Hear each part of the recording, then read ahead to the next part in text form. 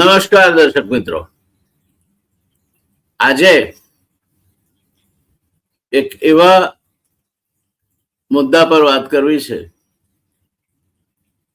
જે આવનાર સમયમાં આપણને દોરશે.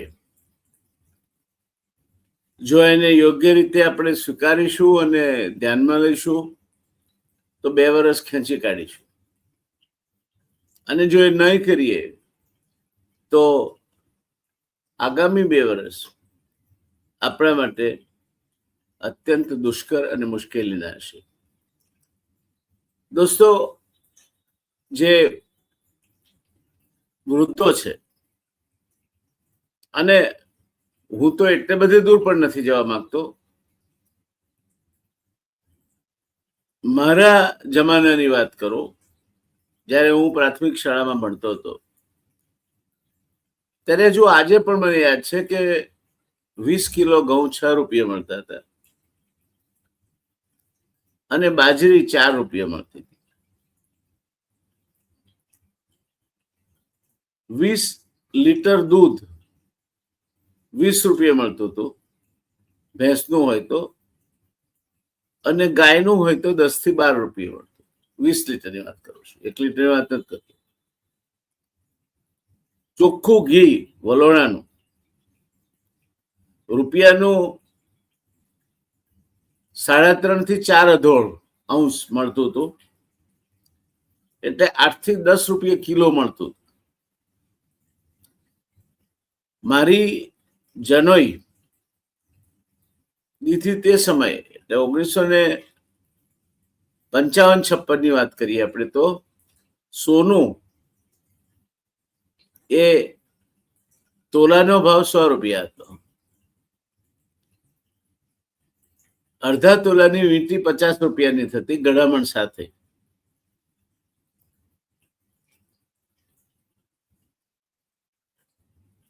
આ પરિસ્થિતિને સોંઘવારી કહેતા, અને તો એ અમારા જે વડવાઓ હતા એમને મોંઘવારી લાગતી. ત્યારે મારી માં ઘણી વાર કહેતી કે ભાઈ જો આમાં સમજી લે કે એક જમાનામાં દમડીમાં ઊંટ મળતો, પણ માણસ પાસે દમડી નહોતી. દોસ્તો, રૂપિયો એના 16 આના હતા. આપણે 100 પૈસા કહીએ છીએ ના, 16 આના હતા. એક આનાના 6 પૈસા હતા, અને 1 પૈસાની 4 પાઈ હતી. 2 પૈસાનો સિક્કો ઢબુ કહેવાતો, અને 2 આનાની પણ એક અલગ સિક્કો આવતો.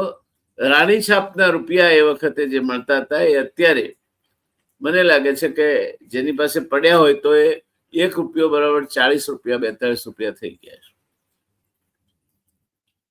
આ એ જમાનીની વાત છે. અને આમ છતાંય એ સોંઘવારીના જમાનામાં માણસની મૂળભૂત જરૂરિયાતો કદાચ સસ્તી હતી, પૂરી થઈ શકતી હતી, પણ ગામમાં કોઈ સાયકલ લાવે તો લોકો આમ એના સામે આશ્ચર્યથી જોઈ રહેતા કે આણે સાયકલ છોડાવી છે, આણે હર્ક્યુલસ લીધી, આણે રેલે લીધી. 2 બ્રાન્ડની સાયકલો ચાલતી.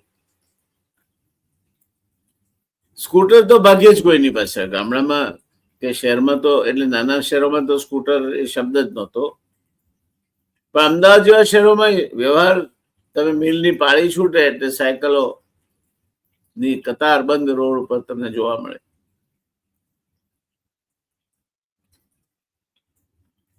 આજે જે સાયકલ છોડાવી નહોતા શકતા એ સ્કૂટર પર અને મોટરસાયકલ પર ફરે છે. મોટરસાયકલ લાવવાની જેમની હેસિયત નહોતી એ આજે 4 વ્હીલર એટલે 4 પૈડાના વાહન પર, ગાડીમાં ફરે છે. તો સરવાળે આ બધું થયું છે કેમ? એ બધું થવાનું કારણ એ છે કે દમડી મળતી થઈ. માણસ પાસે રૂપિયાની આવક વધી અને એને કારણે શરૂઆતમાં એ જીવન પદ્ધતિમાં જરા છૂટછાટ મૂકીને જીવતો થયો. હવે આજે આપણે એવા સમયે આવીને ઉભા રહ્યા છીએ કે જ્યારે રૂપિયો ઘસાતો જાય છે. જેમ વદનો ચંદ્રમાં હોય એ પૂનમે પૂર્ણ ચંદ્ર હોય અને પડવેથી ધીરે ધીરે ધીરે નાનો થતો જાય, અમાસે શૂન્ય થઈ જાય, એમ અત્યારે રૂપિયો એ વદના ચંદ્રની જેમ ઘટતો જાય છે. અને ઘટતો જાય છે ત્યારે એને લગતી બાબતો અને એ સંદર્ભમાં આપણે આપણી જીવન પદ્ધતિ કઈ રીતે જાળવવી, એક વ્યવહારિક રીતે, એક અર્થશાસ્ત્રીની રીતે મારે આજે તમારી સામે મૂકવી છે. પ્રધાનમંત્રીશ્રીનો ચોથો મુદ્દો છે ખર્ચ ઓછો કરો. ખર્ચ ઓછો કરવાથી તો બજારમાં ઘરાકી ઘટશે,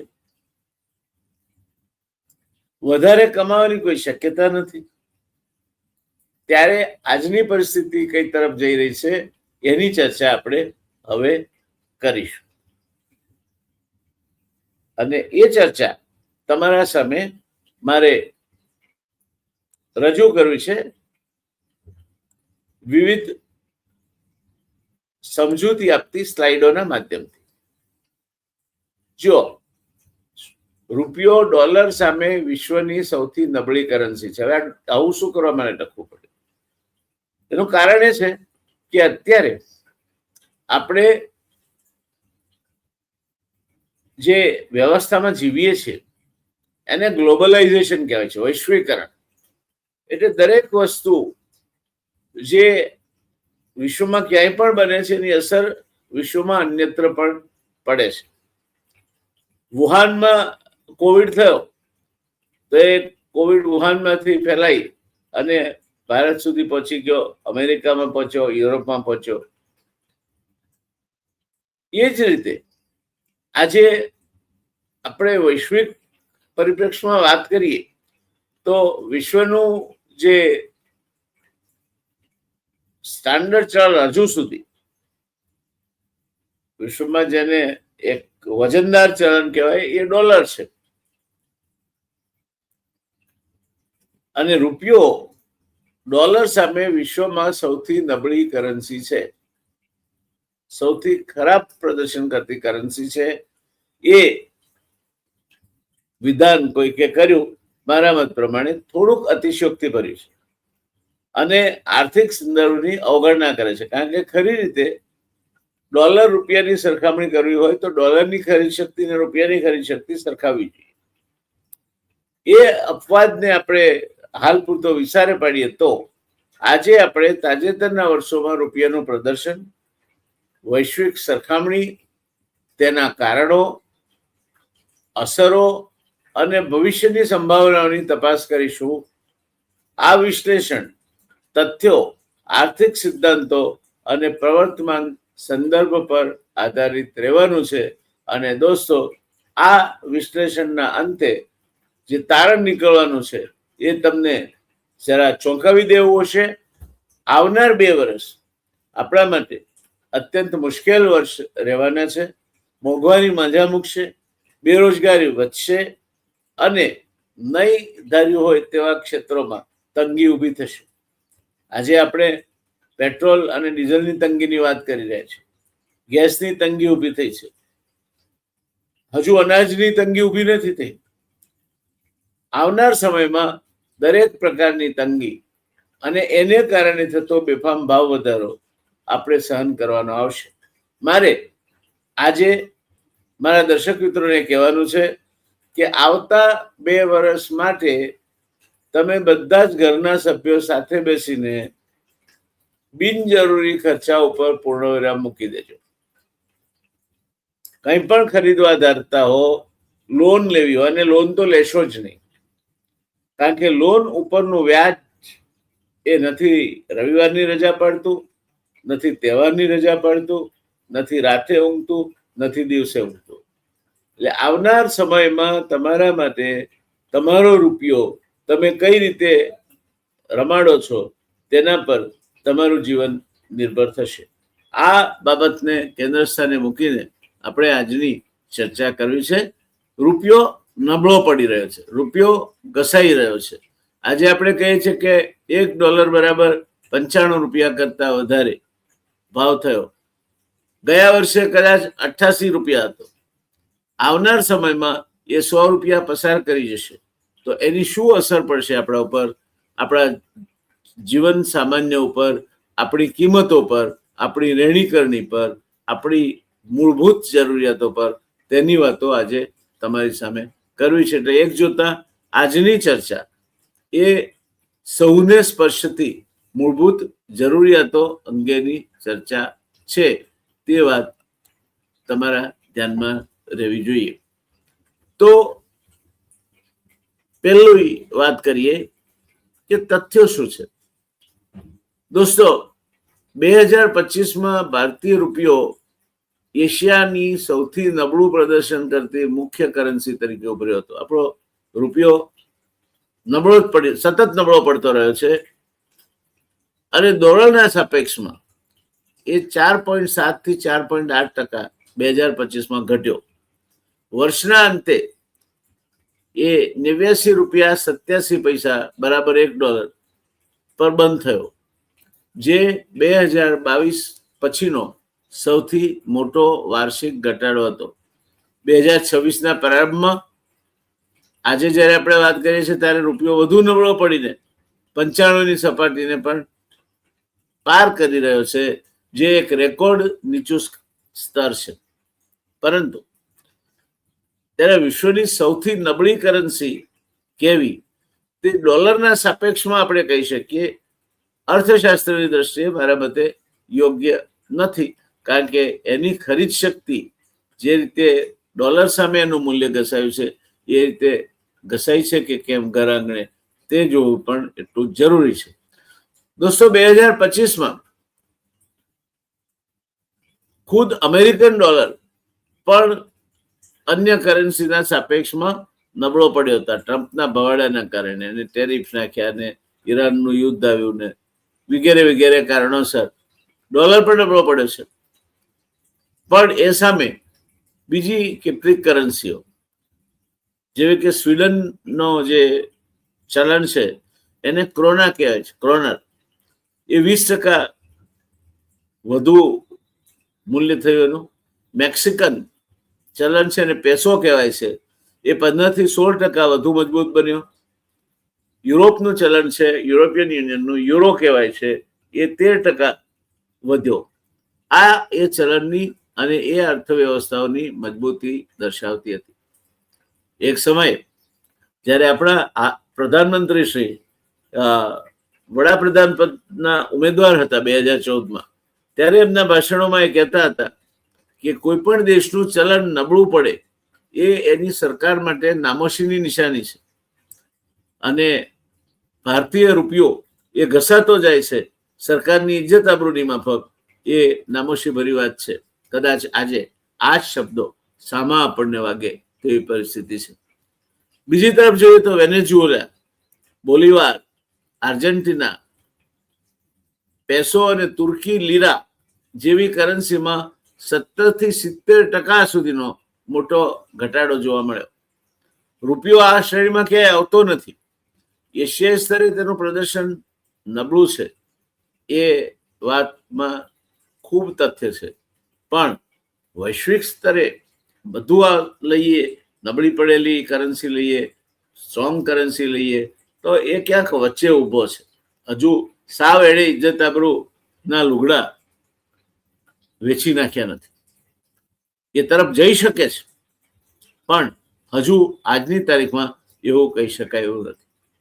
તો રૂપિયાનો ભાવ નિર્ધારણના કારણો શું છે?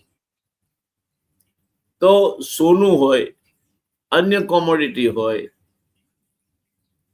ક્રૂડ ઓઇલ હોય, એ બધાની માફક રૂપિયાનો ભાવ પણ બજારની માંગ અને પુરવઠા ઉપર નિર્ભર છે. રૂપિયો આપણે ઓછો આપી શકીએ અને પુરવઠો એનો પૂરતો આપણી પાસે હોય અને બજારમાં એની માંગ વધારે હોય તો રૂપિયો મોંઘો થાય. પણ આપણે વધારે નોટો છાપીએ અને બજારમાં રૂપિયો વહેતો મૂકીએ તો એ રૂપિયો ઘસાય અને રૂપિયાનો આંતરિક મૂલ્ય, જેને ઇન્ટ્રિન્સિક વેલ્યુ કહે છે, એ ઘટાય, એ ઘટે તો એ રૂપિયાનું અવમૂલ્યન આમ વાસ્તવિક રીતે સરકારે ભલે ના કર્યું હોય પણ એની ખરીદ શક્તિની દ્રષ્ટિએ એ ખરીદ શક્તિ ઘટતી જાય અને રૂપિયો ઘસાયો છે એમ કહી શકાય. દોસ્તો, આજનો આપણો રૂપિયો છેલ્લા 10 વર્ષમાં આપણે જોઈએ તો સતત ઘસાતો આવ્યો છે. ડોલરની સાપેક્ષમાં રૂપિયો સતત ઘસાતો આવ્યો છે અને એ આપણી અર્થવ્યવસ્થા માટે ચિંતાનો વિષય હોવો જોઈએ. સામાન્ય માણસ માટે પણ ચિંતાનો વિષય હોવો જોઈએ. તમે મને એમ કહેશો કે સામાન્ય માણસને ડોલરને શું લાગે વળગે, સામાન્ય માણસને વિશ્વની કરન્સીને શું લાગે વળગે, સામાન્ય માણસને અને પાઉન્ડ સ્ટર્લિંગને કે યુરોને શું લાગે વળગે? તો દોસ્તો, એ લાગે વળગે છે અને લાગે વળગે છે એની ચર્ચા આપણે હવે પછી કરીશું. દોસ્તો, રૂપિયો નબળો કેમ પડ્યો? તેના વૈશ્વિક કારણો છે. પહેલું છે ક્રૂડ ઓઇલની કિંમત. ભારત એની જરૂરિયાતનું 85 થી 90% ખનીજ તેલ આયાત કરે છે. પશ્ચિમ એશિયા માટે, જ્યાં ઇઝરાયલ ઈરાન યુદ્ધ, હોર્મુઝ સ્ટ્રેટનું બંધ થવું અને એને કારણે તણાવ ઊભો થયો એટલે ક્રૂડ ઓઇલની કિંમતો ઉચકાઈ ગઈ. ક્રૂડ ઓઇલની કિંમતો વધી, એના કારણે રૂપિયાની ક્રૂડ ઓઇલ ખરીદવાની શક્તિ ઉપર પ્રહાર થયો, એના પર દબાણ આવ્યું. આ પહેલું કારણ. બીજું, મૂડીનો પ્રવાહ. આપણે ત્યાં ફોરેન પોર્ટફોલિયો ઇન્વેસ્ટમેન્ટ, શેર બજારમાં વિદેશી સંસ્થાગત રોકાણકારો પૈસા સતત પાછા ખેંચતા રહ્યા છે અને એને કારણે એ લોકો ભારતીય બજારમાંથી નાણાં પાછા ખેંચે અને પોતાના દેશમાં લઈ જાય ત્યારે એ રૂપિયામાંથી વિદેશી મુદ્રામાં પાછું પરિવર્તિત થાય એટલે ડોલરની માંગ વધે, ફરી પાછો રૂપિયો નબળો પડે. આ બીજું કારણ છે. ત્રીજું કારણ છે ડોલર ઇન્ડેક્સ. વૈશ્વિક સ્તરે ડોલરની મજબૂતી અન્ય તમામ ઉભરતી કરન્સીઓને અસર કરે છે. એટલે આપણે એક તો આયાત પર આધારિત છીએ. ક્રૂડ ઓઇલની 80 થી 90% જરૂરિયાત આપણે આયાતથી પૂરી કરીએ છીએ. એફઆઈઆઈ, જે આપણી શેર બજારમાં મોટું રોકાણકાર હતું, એ આપણા કરતા બીજે એને વધારે મળતર લાગ્યું, વધારે સલામતી લાગી, માટે પોતાના નાણાં શેર બજારમાંથી પાછા ખેંચ્યા એટલે એ ડોલર પાછા ગયા, વધારે રૂપિયા બજારમાં આવ્યા, રૂપિયો નબળો પડ્યો અને ડોલર ઇન્ડેક્સમાં ડોલર મજબૂત થતો ચાલ્યો એટલે રૂપિયો નબળો પડ્યો. આંતરિક કારણો શું છે? ચાલુ ખાતાની ખાધ. આયાત અને નિકાસ વચ્ચેનો તફાવત વધવાથી વિદેશી કરન્સીની માંગ વધે છે. દોસ્તો, આપણે વિદેશ વ્યાપારમાં 2% કરતા પણ ઓછો હિસ્સો છે આપણો અને એના કારણે આપણા દેશની કુલ આયાતો કુલ નિકાસો કરતા ઘણી ઓછી છે, ઘણી વધારે છે. જો તમે નિકાસ કરતો દેશ હોત તો તમને આ ચાલુ ખાતાની ખાધ નહીં વેઠવી પડી હોત. એના બદલે આપણે આજે ચીન સાથેના વેપારમાં, એકલા ચીનનો જ દાખલો આપું તો $120 અબજની ખાધ છે. આપણે $120 અબજનું ચીન પાસેથી આયાત કરીએ છીએ, એમાં વધારે ચૂકવણું કરીએ છીએ આપણી નિકાસો દ્વારા જે કમાઈએ છીએ તેના કરતા, જે $15 થી $20 અબજ છે. બીજું ફુગાવો છે એનું કારણ. જો ભારતમાં અમેરિકા કરતા ફુગાવો વધુ હોય તો રૂપિયાની ખરીદ શક્તિ ઘટે છે. આ બે આંતરિક કારણો છે કે રૂપિયો કેમ ઘસાય. એમાં મોટું કારણ આપણે નિકાસ નથી કરતા છે. આપણે દુનિયાના કુલ વ્યાપારમાં ચીન એ 18 થી 19% જેટલો વેપારનો કાબુ ધરાવે છે. આપણે 2% થી ઓછો કાબુ ધરાવીએ છીએ. એટલે આપણે વિદેશી ઊંડિયામણ કમાતા નથી, આપણે વિદેશી ઊંડિયામણ ખર્ચીએ છીએ. શેમાં ખર્ચીએ છીએ? એની વાત આપણે આગળ જોઈશું. પણ એના કારણે આપણી કરંટ અકાઉન્ટ ડેફિસિટ મોટી રહે છે, રૂપિયો નબળો પડે છે અને ફુગાવો પડતા ઉપર પાટું મારવાનું કામ કરે છે. ત્યાર પછીની વાત કરીએ તો એની શું અસર થાય, તો પેલી નકારાત્મક અસરની વાત કરીએ તો આયાત મોંઘી થવાથી ઈંધણ, ઇલેક્ટ્રોનિક્સ, મશીનરીના ભાવ વધે, જે અંતે સ્થાનિક ફુગાવામાં પરિણમે છે.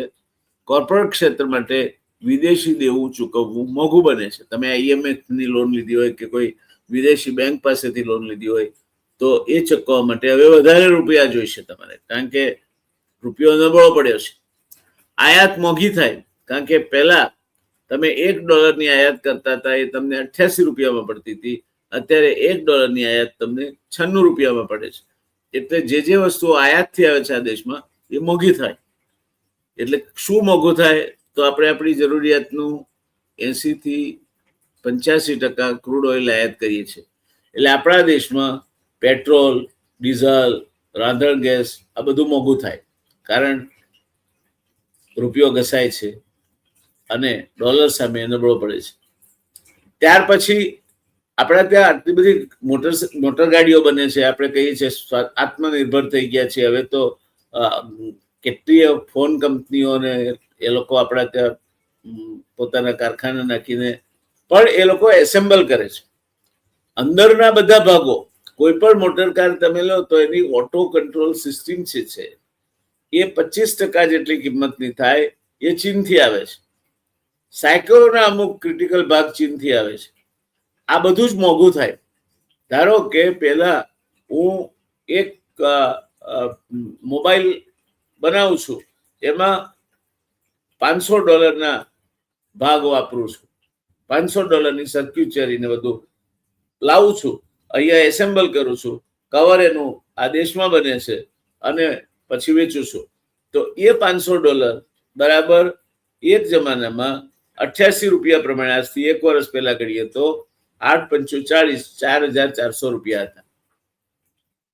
એ જ $500 સામે અત્યારે 95 રૂપિયા તરીકે. $500 જો ડોલર બરાબર 100 રૂપિયા હોય તો 50,000 રૂપિયા થાય, પણ 95 રૂપિયા હોય ડોલર બરાબર તો લગભગ 47,000 રૂપિયા થાય. એટલે જે પેલી 88 રૂપિયા 44,400 પડતી હતી કિંમત, એ જ કિંમત કશું કર્યા વગર ડોલરની કિંમત વધી માટે 47,000 થઈ ગઈ.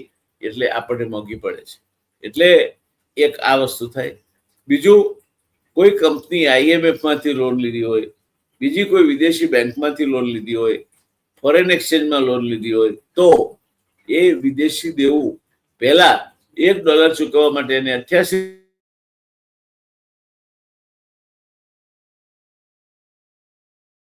વર્ષના એને $1 ચૂકવવા માટે 100 રૂપિયા જોઈશે. એટલે દેવું ચૂકવવું મોંઘું બને, વ્યાજ ખાત વધી જાય અને નફાકારકતા ઘટે. આ એના નકારાત્મક પાસા છે. પણ બધું જ નકારાત્મક હોય તેવું બનતું નથી. કેટલાક સકારાત્મક પાસા પણ છે.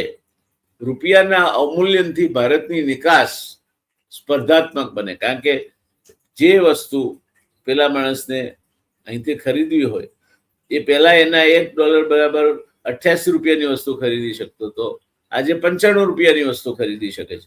એટલે જે ફાર્માસ્યુટિકલ છે, ટેક્સટાઇલ છે, એની જે નિકાસ કરીએ, જે વસ્તુ આપણે નિકાસ કરીએ છીએ તે સસ્તી પડે ખરીદદારને. આ ઉપરાંત વિદેશમાં વસતા ભારતીયો દ્વારા મોકલવામાં આવતા રેમિટન્સના મૂલ્યમાં વધારો થાય, કારણ કે અહીં આવીને રૂપિયામાં કન્વર્ટ થાય. અને RBI છે ને એ રૂપિયાની કિંમતને જાળવે છે. આપણે અવમૂલ્યન નથી કરતા રૂપિયાનું, પણ RBI નક્કી કરે છે કે રૂપિયાની કિંમત આટલી જાળવી રાખવી. એ પ્રમાણે એની પાસે જે ડોલર હોય રિઝર્વ, એ બજારમાં વેચે એટલે ડોલરનો પુરવઠો વધે. પુરવઠો વધે એટલે રૂપિયાની કિંમત પાછી દબાય. આમ બજારમાં અચાનક અસ્થિરતા ના આવે તે માટેનું કામ રિઝર્વ બેંક ઓફ ઇન્ડિયા કરે છે.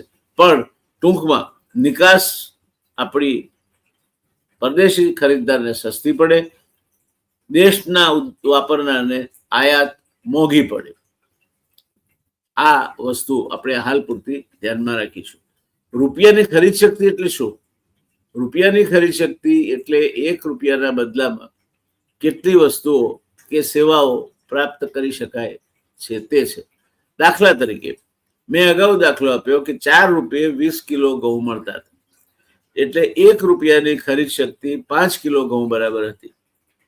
આજે 450 500 રૂપિયા 20 કિલો ઘઉં મળે છે, એટલે 1 રૂપિયાની ખરીદ શક્તિ તો વાત જ નહીં કરવાની. આપણે સારા ઘઉં 450 કે 500 રૂપિયા 20 કિલો મળે છે એમ ગણીએ તો 25 રૂપિયા 1 કિલો ઘઉં મળે છે. કેટલું ઉલટું થયું? 1 રૂપિયાના જે 5 કિલો ઘઉં મળતા હતા એના બદલે 25 રૂપિયાનો 1 કિલો ઘઉં મળે છે, એટલે રૂપિયાની ખરીદ શક્તિ 100 ગણી તૂટી. ફુગાવાને કારણે સમય જતા આ ખરીદ શક્તિમાં ઘટાડો થાય છે, એટલે તમારે વધારે રૂપિયા જોઈએ એ જ વસ્તુ ખરીદવા માટે. વધારે રૂપિયા તમારા હાથમાં આવે તો ફુગાવો થાય. દમડી ખરીદવા માટે, તમારે ઊંટ ખરીદવા માટે દમડી નહોતી, પણ જ્યારે દમડી આવી ત્યારે એટલી બધી આવી કે બધી જ કિંમતો વધી ગઈ. કલ્પી ના હોય તેટલી વધી ગઈ. હું દાખલા તરીકે 1960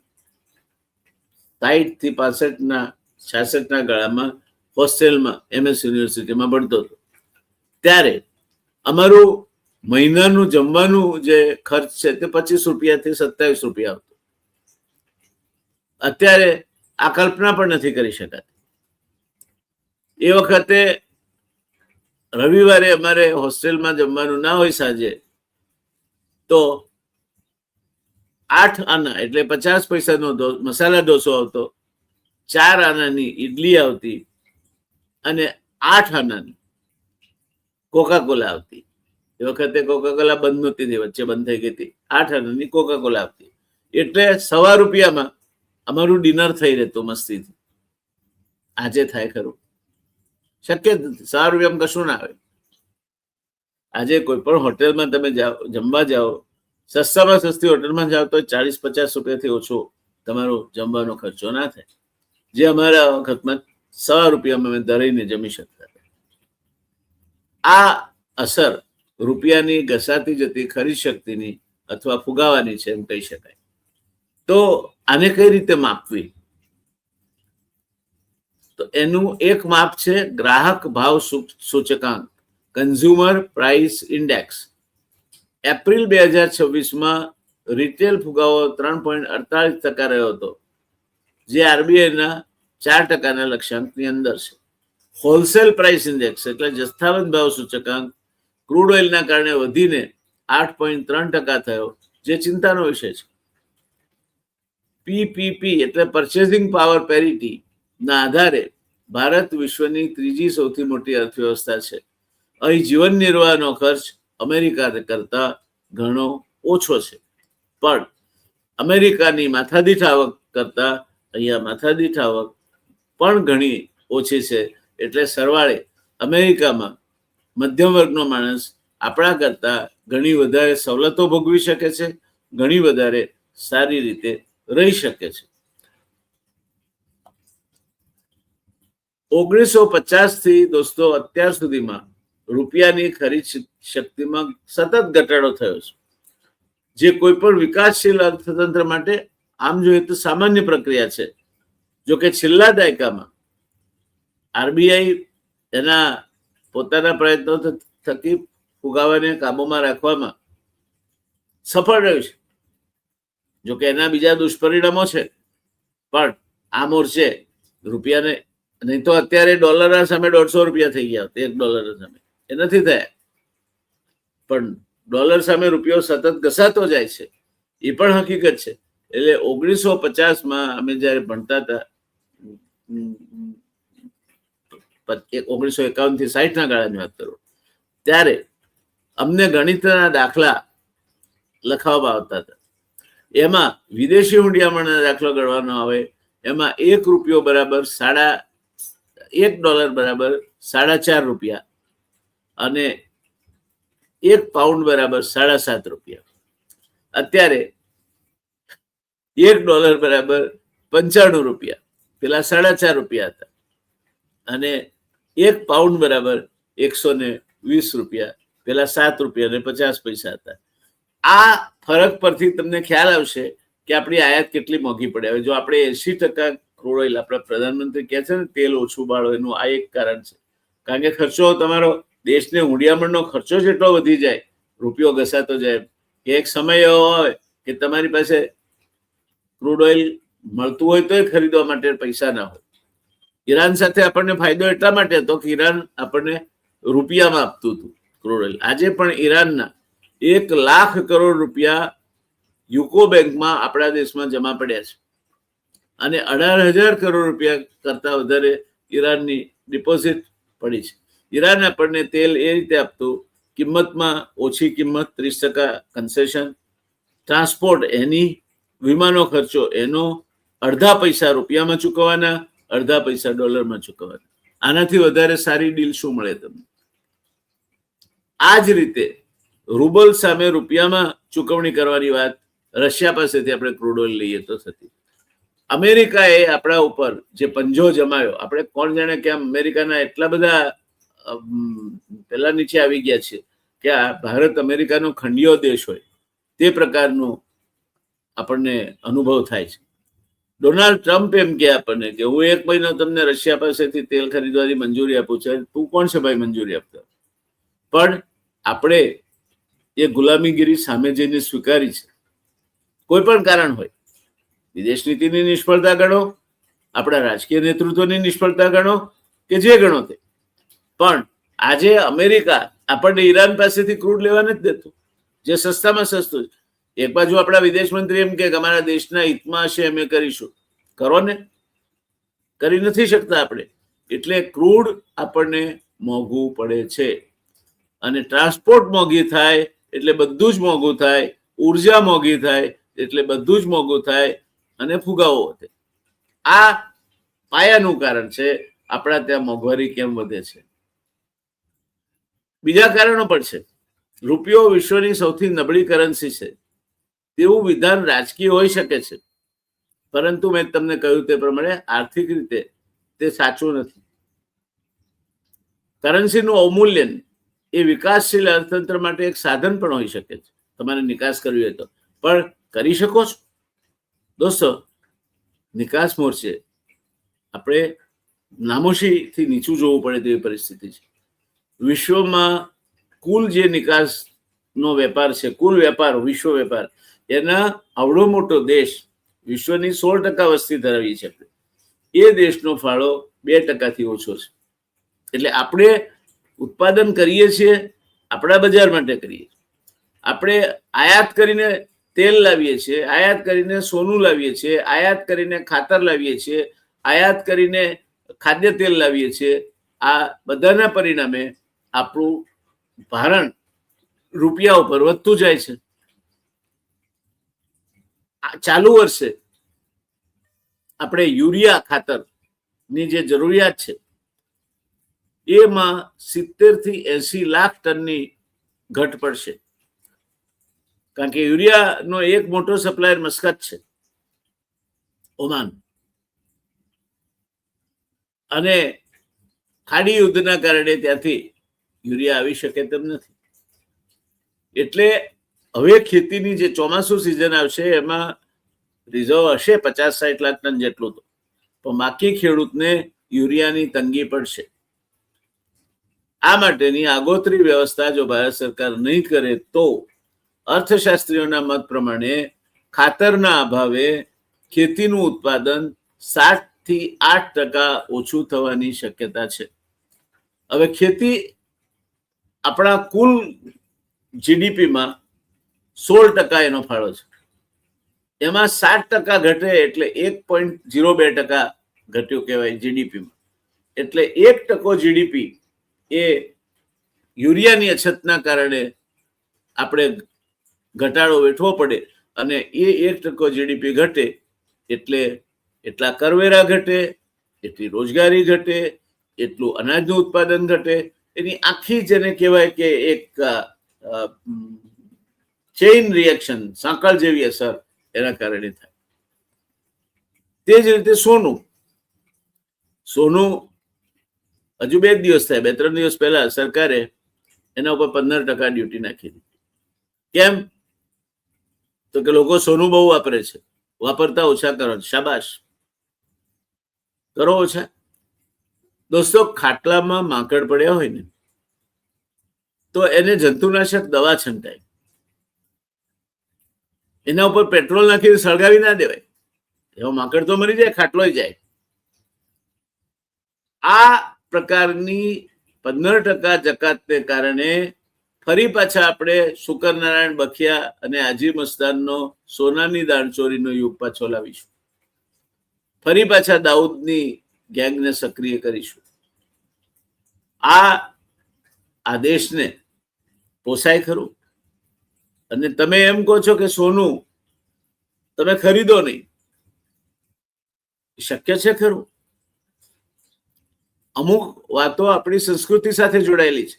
સામાન્ય રીતે એક સૌભાગ્યવતીના શણગાર તરીકે એક ચૂની, 2 કાનમાં નાના કાપ, મંગળસૂત્ર અને સૌભાગ્યવતીનો જે ચૂડો છે એની ચીપો, આટલું તો સોનું આપવું પડે છે. તોય 2-2.5 તોલા સોનું થઈ જાય. દુનિયામાં ખાનગી વપરાશમાં સૌથી વધારે સોનું વાપરતો દેશ આપણે છીએ. પણ બચત છે. આપણામાં કહેવત છે કે સુખે સાંભળે સોની અને દુઃખે સાંભળે રામ. આ સોનામાં રોકાણ હશે તો તમને જવાબ દેશે. રૂપિયામાં સરકારના બોન્ડમાં કર્યું હોય તો એ તો ઘસાશે તમારો રૂપિયો, ફુગાવો થશે. ત્યારે સરકાર દુખે છે પેટ, ઉઠે છે માથું, સોના અને ચાંદી ઉપર વધારા પડતી 15% જકાત નાખવાનો જે નિર્ણય છે સરકારનો, એ સરવાળે દાણચોરીને સજીવન કરશે. આ દેશમાં હવાલાનો આખો જે કારોબાર ચાલતો હતો, પહેલા બંધ પડ્યો હતો, એ પાછો ચાલુ થશે. અને ફરી પાછો આપણે સોનાની દાણચોરીને સજીવન થતી જોઈશું. તે જ રીતે દોસ્તો, તમે એમ કહો કે રૂપિયાનું આંતરિક મૂલ્ય તમને શું અસર કરે? તમને સીધી અસર કરે. ભજીયા ખાવ છો, ગોટા ખાવ છો, દાળવડા ખાવ છો, ઘરે ભાખરી થાય એમાં મોણ નાખો છો, પૂરી તળો છો, કરો છો ને બધું, તો તમે તેલ ખાવ છો. અને આ દેશ વર્ષે દાડે 1.6 લાખ કરોડ રૂપિયાનું ખાધાનું તેલ આયાત કરે છે. આપણે 40% તેલ આપણા દેશમાં જે વાપરીએ છીએ એના ઉત્પન્ન કરીએ છીએ, 60% તેલ આયાત થાય છે. હવે પહેલા એ તેલ જે ભાવે આયાત થતું એના કરતા રૂપિયો પહેલા $80 બરાબર ડોલર હતો, $88 બરાબર ડોલર હતો, આજે 95-96 બરાબર ડોલર છે. એમ જેમ જેમ રૂપિયાની કિંમત ઘટતી જાય, ડોલરની કિંમત વધતી જાય, એમ તમારી જે તેલ છે, ખાવાનું તેલ, એ મોંઘું પડતું જવાનું છે. એની આયાત મોંઘી પડતી જવાની છે. અને 60% તમે આયાત પર નભો છો. અને એટલે ગઈકાલે મેં કહ્યું હતું કે આપણે 23 કિલો માથા દીઠ દર વર્ષે તેલ ખાઈએ છીએ, એના બદલે હવે એ ઘટાડી અને આપણે 12 કિલો, જે ઇન્ડિયન કાઉન્સિલ ઓફ મેડિકલ રિસર્ચનો સ્ટાન્ડર્ડ છે, તેટલું કરવું જોઈએ. હું તો એમ કહું છું કે વર્ષે 4 કિલોથી વધારે તેલ નહીં ખાવું જોઈએ. તમારામાં દેશભક્તિ હોય તો તેલ નહીં પહોંચી શકો તમે. એનાથી નુકસાન પણ થાય છે. વારંવાર ઉકાળેલા તેલમાં તળાયેલી વસ્તુઓ ખાવાથી તમારા રક્તવાહિનીઓ બ્લોક થાય છે. તમે સ્થૂળતા એટલે મેદસ્વીતા વધે છે તમારી, ડાયાબિટીસ અને બીજા રોગો થાય છે. ત્યારે આ ડોલરમાંથી રૂપિયામાં કન્વર્ટ કરી મોંઘા ભાવે તેલ ખરીદી અને ખાવા કરતા તેલ ઓછું ખાવું અને પૌષ્ટિક સ્ટીમ કુક, વરાળથી બાફેલો ખોરાક ખાવો, તે શું ખોટું? અને એટલે મારી સલાહ છે કે એકાદ દિવસ આ જૈન ભાઈઓની આંબેલ શાળામાં એક આંટો મારી આવજો. તદ્દન સાદા અને તે સ્વાદ વગરના તો નહીં જ, એવા પૌષ્ટિક ખોરાક શું કહી શકાય તે એ આહારમાંથી તમને જાણવા મળશે. એટલે આપણી આર્થિક નીતિઓ જો સચોટ ના હોય તો રૂપિયો નબળો પડતો જ જશે. આપણા પ્રધાનમંત્રીશ્રીએ જ્યારે 2014માં એ પ્રધાનમંત્રી પદના ઉમેદવાર હતા ત્યારે સાચું કહ્યું હતું કે રૂપિયાની જે હાલત છે એ વખતે 65-70 રૂપિયાની વચ્ચે ડોલર હતો. એ સરકારની નાણાકીય સદ્ધરતા બતાવે છે. જેમ સરકાર માંદી, જેમ સરકાર નાણાકીય રીતે અસમર્થ, એમ ડોલરની સામે રૂપિયો નબળો. તો આજે એ ડોલરની સામે રૂપિયો ઘટતો 95 રૂપિયા $1 બરાબર પહોંચ્યો છે.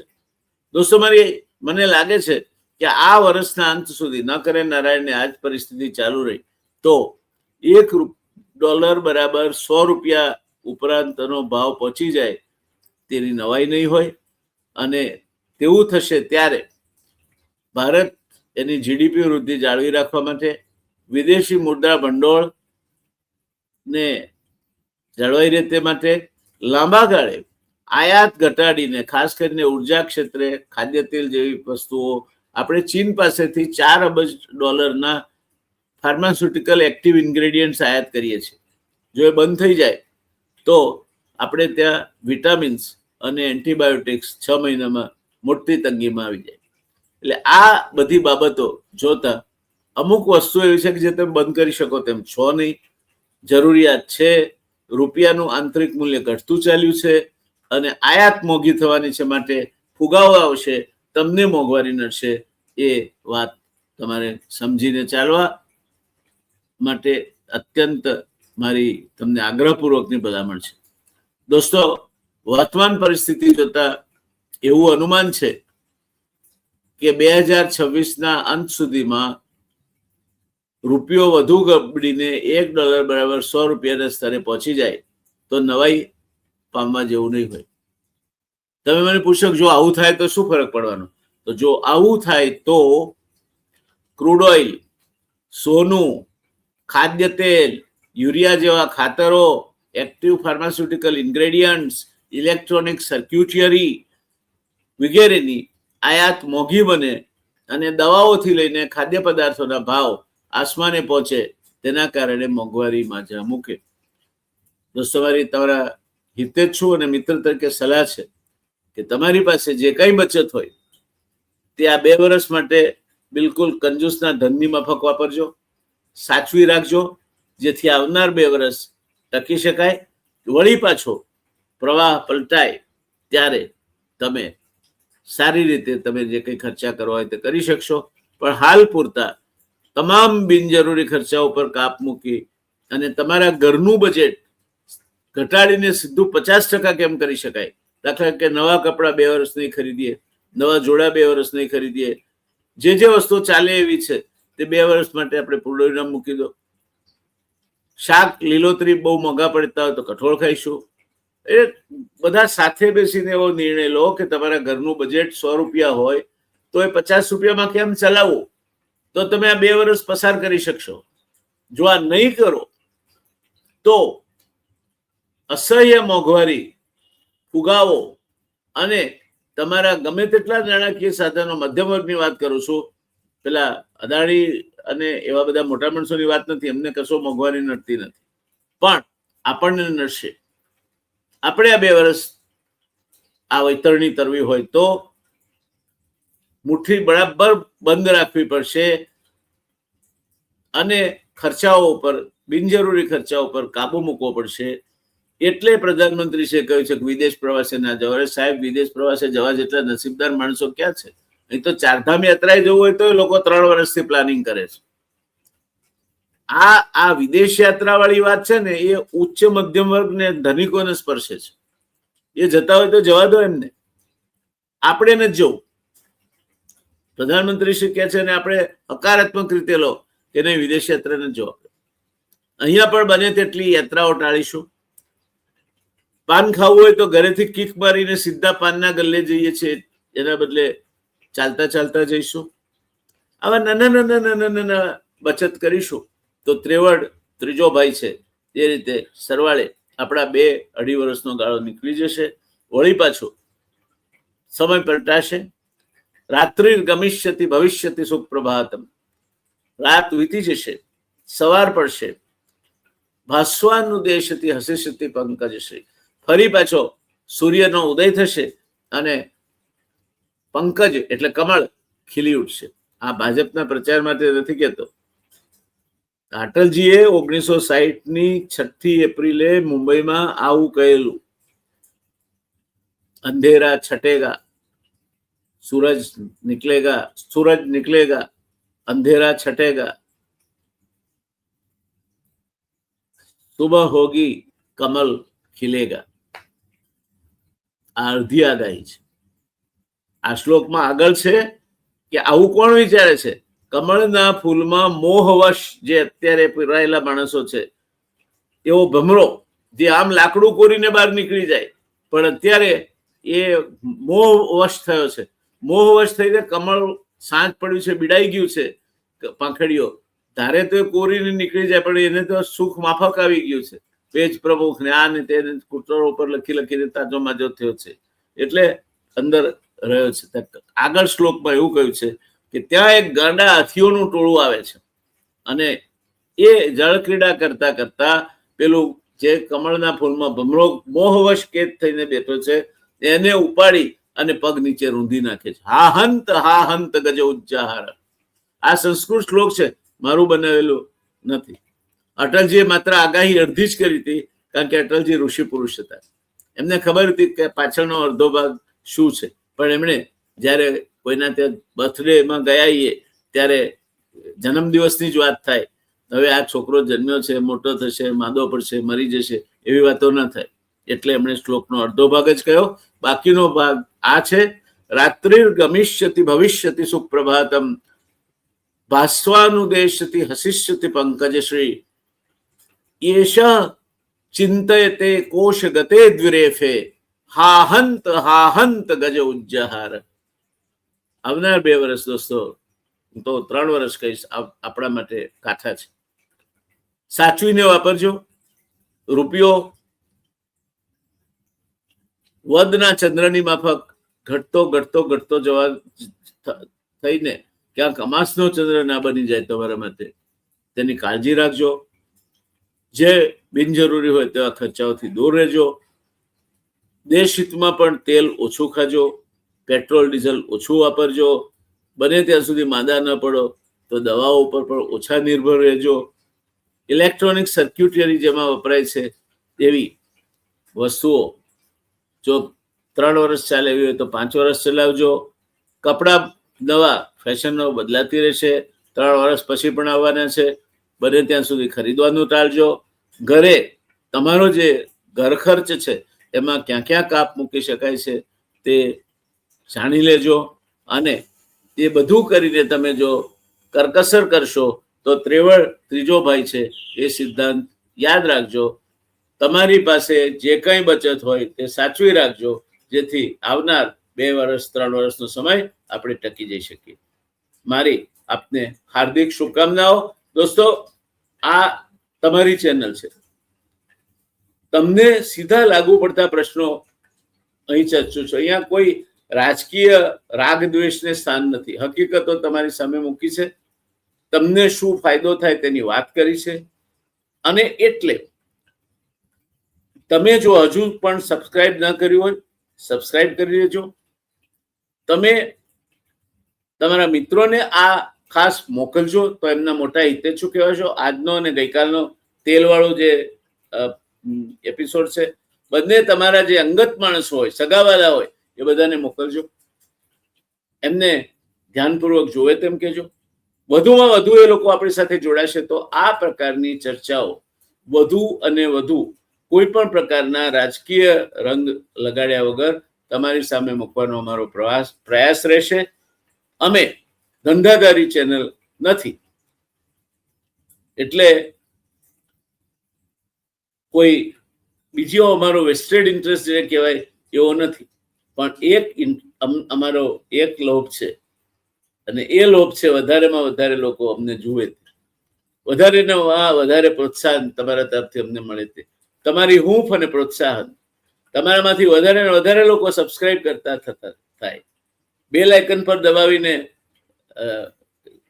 એને રજીસ્ટર કરાવે.